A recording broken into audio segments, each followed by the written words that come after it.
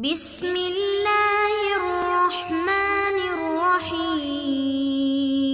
السلام علیکم ورحمۃ اللہ وبرکاتہ۔ عزیز طلباء کرام، امید ہے آپ خیریت سے ہوں گے۔ بسم اللہ الرحمن الرحیم۔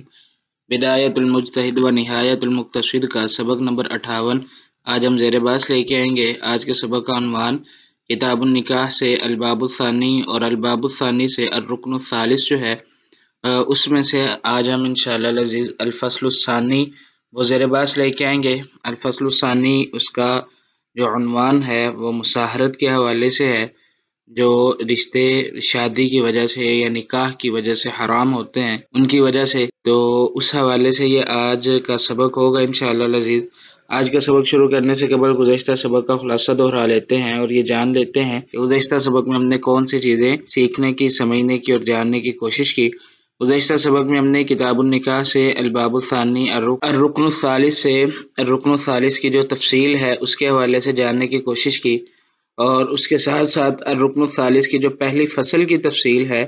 وہ بھی الحمدللہ ہم نے جاننے کی کوشش کی۔ اس کا عنوان تھا کہ موانع نسب کون کون سے ہے، یعنی نسبی رشتے جن کی وجہ سے نکاح اللہ رب العزت نے حرام فرمایا، یا وہ رشتے جن کے ساتھ انسان کا نسب کا تعلق ہوتا ہے تو اللہ رب العزت نے ان سے نکاح کو عبدالآباد جو ہے وہ حرام فرما دیا۔ تو ان رشتوں کی تفصیل کے حوالے سے ہم نے جاننے کی کوشش کی، اور اس کے ساتھ ساتھ ہم نے پھر الفصل الثانی کا تعارف بھی دیکھا۔ آج انشاءاللہ العزیز جو ہم پڑھیں گے اس کا عنوان کتاب النکاح الباب الثانی سے الرکن الثالث اور الرکن الثالث کی تفصیل میں سے دوسری فصل جو ہے الفصل الثانی جو ہے اس کا تعارف اور تفصیل انشاءاللہ العزیز آج ہم جاننے کی کوشش کریں گے۔ اور آج کی فصل کا جو عنوان ہے وہ مساہرت کے حوالے سے، مساہرت کا مفہوم سمجھ لیجیے۔ اس سے مراد یہ ہے کہ انسان کے وہ رشتے جو نکاح کی وجہ سے بنتے ہیں، یعنی جو سسرالی رشتے ہیں، اگر کسی عورت سے نکاح کیا تو اس وقت جو رشتے بنیں گے تو حرمت، یعنی رشتوں کی وہ حرمت جو نکاح کے سبب پیدا ہوئی ہے اس کے حوالے سے آج انشاءاللہ العزیز ہم جاننے کی کوشش کریں گے۔ اور اس کے ساتھ ساتھ ہم یہ بھی دیکھیں گے کہ ربیبہ سے مراد وہ بچی، کسی عورت سے آپ نے نکاح کیا اور اس کی گزشتہ خاوند سے کوئی اولاد ہے، وہ بچی کی شکل میں مونس اولاد ہے اور وہ آپ کی زیر پرورش ہے۔ اگر آپ کی پرورش میں ہے تب بھی، اگر پرورش میں نہیں ہے تب بھی اس کے اوپر ربیبہ کا لفظ جو ہے وہ بولا جا سکتا ہے۔ تو ربیبہ کے ساتھ نکاح کی شرط کیا ہے، کیا اس سے نکاح ہو سکتا ہے یا نہیں ہو سکتا، اگر وہ حرام ہے تو حرمت کی دلیل کیا ہے، اس کے حوالے سے آج انشاءاللہ العزیز ہم جاننے کی کوشش کریں گے۔ آج کا سبق شروع کرتے ہیں۔ سب سے پہلے دیکھ لیتے ہیں جی الرکن الثالث کا تعارف۔ الرکن الثالث جو ہے یہ فی معرفتی محل العقد، عقد نکاح کے محل کے حوالے سے ہے کہ کن کے ساتھ حلال ہے نکاح اور کن کے ساتھ حرام ہے، یہ اس حوالے سے ہے۔ اور اس کو امام رحمہ اللہ نے ابتدائی طور پہ دو حصوں میں تقسیم کیا۔ ایک وہ ہے جو ہمیشہ کے لیے جو رشتے حرام ہیں جن سے کسی صورت نکاح نہیں ہو سکتا، اور دوسرے وہ ہیں جو وقتی طور پہ حرام ہوتے ہیں اور بعد میں حالات و واقعات کے اور ان کی حالت بدل جانے سے وہ رشتے حلال ہو جاتے ہیں۔ تو یہ ابتدائی طور پہ دو شکلیں امام رحمہ اللہ نے اس فصل کے اور الرکن الثالث کے حوالے سے بنائی، اور اس میں آگے امام رحمہ اللہ نے مزید اس کی تفصیل بھی بیان کی، اور اس میں امام رحمہ اللہ نے تقریباً بالتفصیل جو ہے 14 فصول کا اور 14 جو عنوان ہیں ان کا ذکر کیا، جن میں سے ہم پہلی فصل اور عنوان پڑھ چکے ہیں جو نسب کے حوالے سے ہے۔ امام رحمہ اللہ نے جو تقسیم کی ہے وہ معبدہ اور غیر معبدہ۔ ہمارا جو سبق چل رہا ہے وہ معبدہ کے حوالے سے ہے، اور وہ سبق ہے کہ متفق علیہ، جن پر تمام فقہا کا اتفاق ہے، ہم اس کے حوالے سے جاننے کی کوشش کر رہے ہیں۔ تو متفق علیہ کے حوالے سے یہ ہمارا دوسرا سبق ہے، اور یہ سبق تعلق ہے وسحر، یعنی نسب وسحر، یعنی وہ رشتے جو نکاح کی وجہ سے حرام ہوتے ہیں۔ اب نکاح کی وجہ سے دو قسم کے رشتے حرام ہوتے ہیں۔ نمبر ایک وہ رشتے جو غیر معبدہ ہوتے ہیں، یعنی حالات بدلنے سے یا وہ نکاح ختم ہونے سے وہ رشتے حلال ہو جاتے ہیں، اور دوسری قسم وہ ہے کہ جب بندہ نکاح کر لے تو پھر وہ رشتے ہمیشہ کے لیے حرام ہو جاتے ہیں۔ تو آج ہمارا جو سبق ہے وہ معبدہ کے حوالے سے ہے، یعنی رشتے جو ہمیشہ کے لیے حرام ہو جاتے ہیں، ہم ان کے حوالے سے آج انشاءاللہ العزیز تفصیل جاننے کی کوشش کریں گے۔ الفصل الثانی کا تعارف یہ ہے کہ فی المصاہرہ، مصاہرت کے حوالے سے، یعنی جو نکاح ہے، نکاح کی وجہ سے جو رشتہ داری قائم ہوئی ہے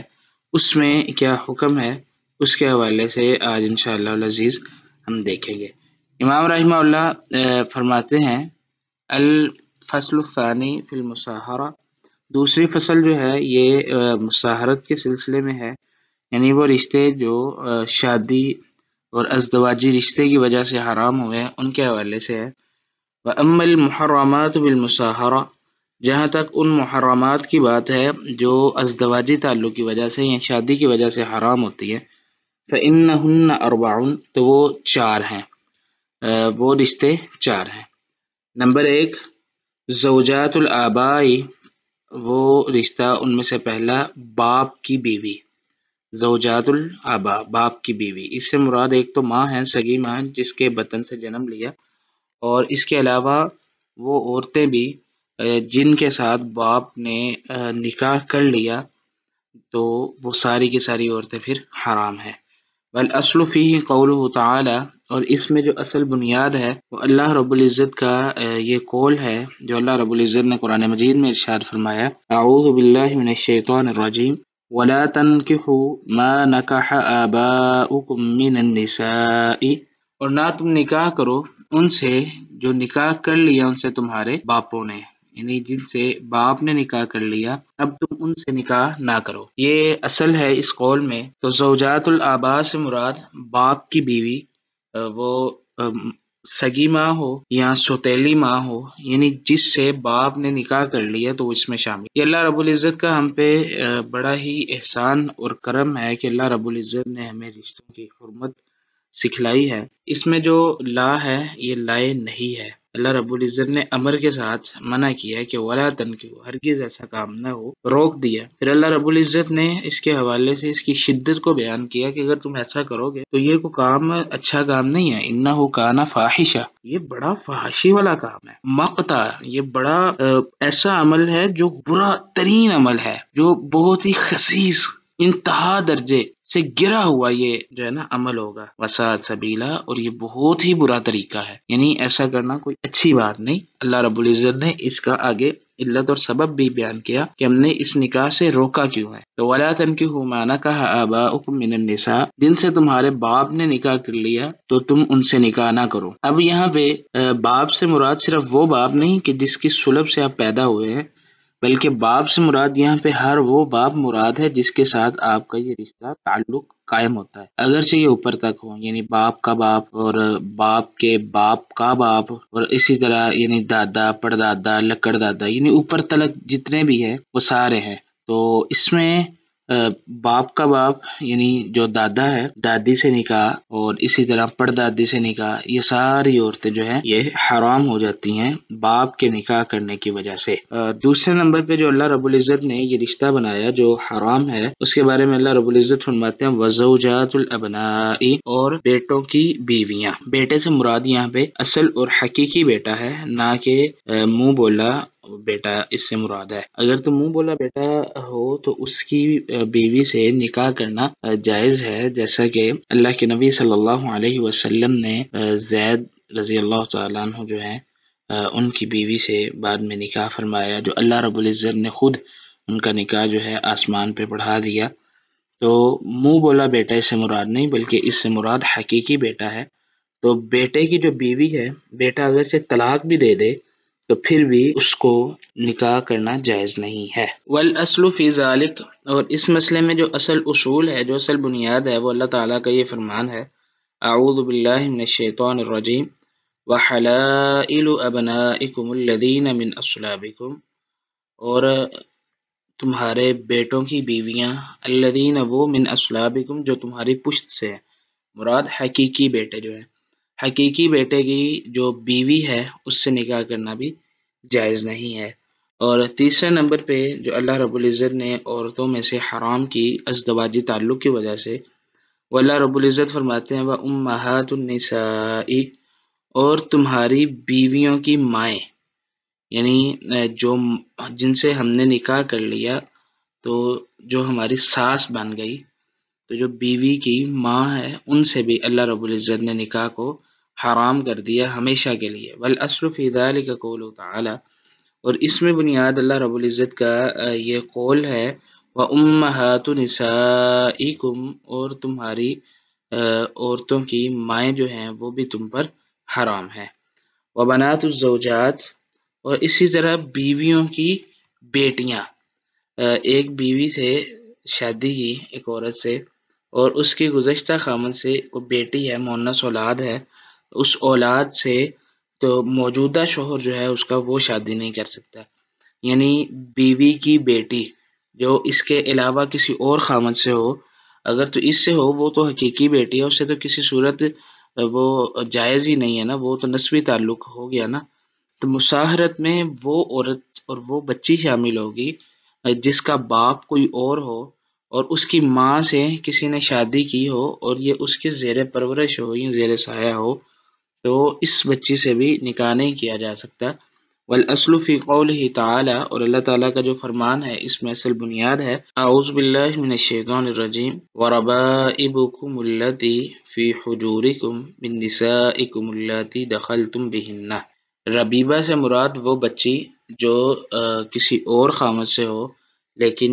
اس کے زیر سایہ ہو۔ تو اللاتی فی حجورکم جو تمہاری گود میں ہے، من نسائکم اللاتی ان عورتوں سے دخلتم بہن جن سے تم نے نکاح کیا ہے، یعنی وہ عورت جن سے تم نے نکاح کیا ہے۔ دخلتم بہن سے مراد یہ ہے کہ جن سے تم نے نکاح کیا ہے، یعنی تعلقات زوجیت قائم کیے ہیں۔ اس کے حوالے سے جو اختلاف ہے وہ بھی ہم دیکھیں گے انشاءاللہ العزیز آگے۔ تو امام رحمہ اللہ فرماتے ہیں فَهَؤُلَاءِ، بس یہ جو چار رشتے ہم نے پڑھے ہیں، فَهَؤُلَاءِ الْأَرْبَعُ اتفق المسلمون على تحریم اثنتین منہن بنفس العقد، یہ جو ہم نے چار رشتے پڑھے ہیں ان میں سے دو رشتے ایسے ہیں جن کی حرمت ان کے عقد کی وجہ سے جائز ہے، اور اس پہ مسلمانوں کا اتفاق ہے کہ صرف عقد ہو جانے کی وجہ سے یہ رشتے حرام ہیں۔ وہوا، اور وہ جو رشتے جن پہ اتفاق ہے وہ یہ ہیں تحریم زوجات الآباء والابناء، وہ باپ کی بیوی اور بیٹے کی بیوی، یعنی جس سے باپ نے نکاح کر لیا اس سے بیٹے کا نکاح نہیں ہو سکتا، اور جس سے بیٹے نے نکاح کر لیا اس سے باپ کا نہیں ہو سکتا، تو یہ تو بالکل واضح اور کلیئر کٹ مسئلہ ہو گیا۔ وواحدۃ بالدخول، اور ایک جو ہے وہ ہے بالدخول، دخول کے ساتھ مشروط، یعنی تعلقات زوجیت کے ساتھ مشروط۔ وہیہ، اور وہ یہ ہے ابنۃ الزوجہ، زوجہ کی جو بیٹی ہے اس کے، یعنی جو ہم نے پہلے پڑھا دخلتم بہن سے، وہاں پہ اشارہ بھی کیا کہ اس میں ایک جو اختلاف ہے وہ آگے دیکھیں گے، تو وہ یہی اختلاف ہے جس کا امام رحمہ اللہ نے یہاں پہ ذکر کیا۔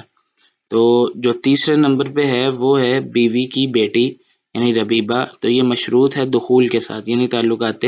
زوجیت کے ساتھ۔ واختلفوا منہا، لیکن مشروط ہونے کے ساتھ ساتھ اس میں اختلاف یہ ہے فی موضعین، دو مقامات کے حوالے سے، دو مسائل کے حوالے سے۔ احدہما، ان میں سے پہلا مسئلہ یہ ہے هل من شرطها ان تكون في حجر الزوج، کیا اس کے حرام ہونے کی یہ شرط ہے کہ وہ خامد کی گود میں ہی ہو، یعنی اس کی پرورش جو ہے وہ اسی خامد کے ذمے ہو اور یہ خامد اس کی خود پرورش کر رہا ہو، کیا اس کے حرام ہونے کے لیے یہ شرط ہے؟ والثانیہ، اور دوسرا مسئلہ یہ ہے کہ هل تحرم بالمباشرۃ للام للذہ، کیا وہ حرام ہو جاتی ہے بالمباشرہ، صرف مباشرت کی وجہ سے، للامی ماں کے ساتھ، للذت او بالوطء، صرف لذت حاصل کرنے سے یا مکمل تعلقات زوجیت قائم کرنے سے۔ اب یہاں پہ یہ مسئلہ سمجھ لیں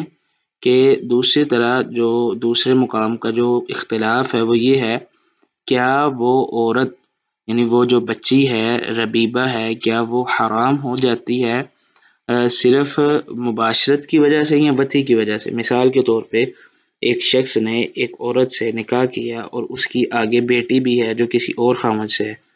اب اس نے نکاح کرنے کے بعد تعلقات زوجیت قائم نہیں کیے لیکن مباشرت وغیرہ جو ہے وہ کر لی ہے، تو کیا ایسی شکل میں وہ بچی حرام ہوگی یا نہیں ہوئی؟ یعنی مباشرت ہو گئی ہے لیکن تعلقات زوجیت قائم نہیں ہوئے، تو کیا وہ بچی حرام ہوئی ہے یا نہیں؟ اور اگر تعلقات زوجیت قائم ہو چکے ہیں پھر تو اختلاف نہیں. تو جہاں یہ اختلاف کا سبب ہے وہ یہی ہے کہ صرف لذت کی وجہ سے یعنی مباشرت کی وجہ سے یا وطی کی وجہ سے حرام ہونے کے لیے کون سا درجہ یا کون سا عمل جو ہے وہ ضروری ہے. وَأَمَّا اور جہاں تک بات ہے ام الزوجتی بیوی کی ماں کی، فإنه مختلف، تو اس میں بھی اختلاف ہے